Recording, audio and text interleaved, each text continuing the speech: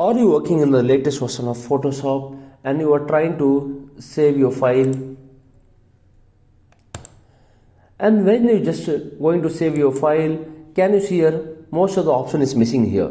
So where is the most of the options? So hey guys, welcome back to Computer Tech, and in today's video we will learn how to enable all the options in Save As. So without wasting our time, let's get started.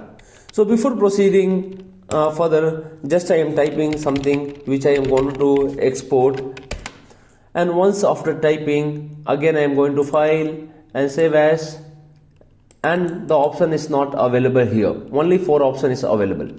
To enable all the other options, just go to Edit and click on Preference, and in Preference just click on File Handling. Once you click on File Handling, the File Handling menu opens here. In File Handling, can you see your option here that is Enable Legacy As? Just click this option and click OK.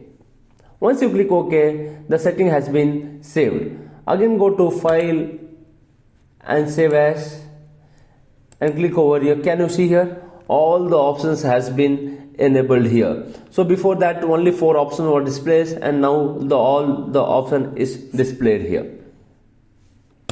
So this was how to enable it.